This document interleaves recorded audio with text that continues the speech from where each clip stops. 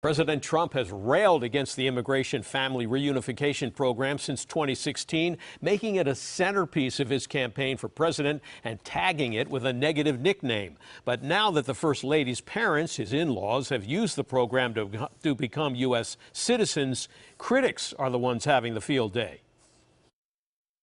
They have travailed a wonderful journey like most have. Millions have in getting citizenship. Thursday was a glorious day for the parents of First Lady Melania Trump, the day when they finally became American citizens in a private ceremony at the federal building in Manhattan, following the same rules that all legal immigrants follow to become citizens, according to their attorney. The application, the process, the interview was no different than anybody else's, other than security arrangements to facilitate today. This very important dialogue that we're having on immigration, this is an example of it going right.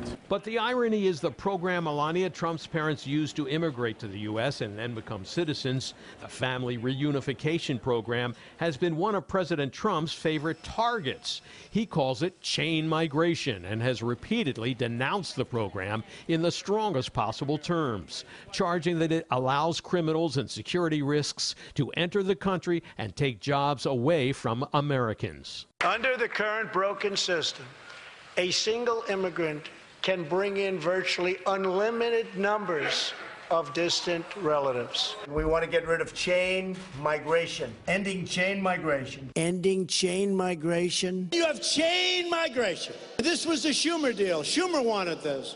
We have to get rid of chain migration, all of these things we've been talking about. A guy comes in, and then you have to bring his aunt, his uncle, his father, his grandfather, his grandparents. A total disaster which threatens our security and our economy. His third niece by a different marriage. And provides a gateway for terrorism.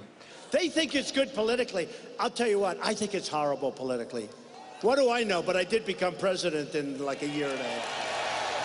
But the Washington Post reports studies have shown that immigrants have boosted the economy, not damaged it, and they commit crimes at a lower rate than native-born Americans. And as for the president's charge that immigrants can bring in their third cousin through a different marriage because of chain migration, the truth is the only family members eligible to be brought in are parents, spouse, children, and brothers and sisters. At the same time, his wife has immigrated her parents, and now they were sworn in today as U.S. citizens, which I think is wonderful. You know, I congratulations to Melania, but to then tell other people because they happen to be brown skin or whatever it is that the president doesn't like, that they can't bring in their parents, does seem very, very wrong to me. Prominent L.A. immigration attorney Carl Schusterman has been on both sides of the equation, having served as a trial attorney with the Immigration and Naturalization Service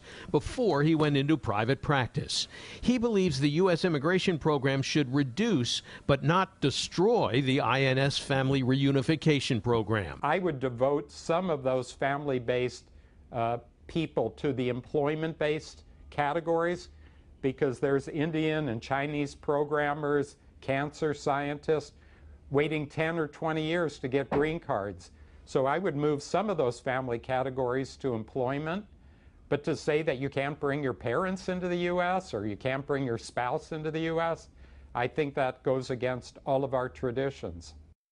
Now, a White House spokesman declined to comment about the criticism Thursday. Republicans are on their August recess now, and the president is on a working vacation this week at his private resort in Bedminster, New Jersey. But supporters of the president's campaign to slash family-based migration argue that the First Lady and her family have done nothing wrong and have not violated the current laws.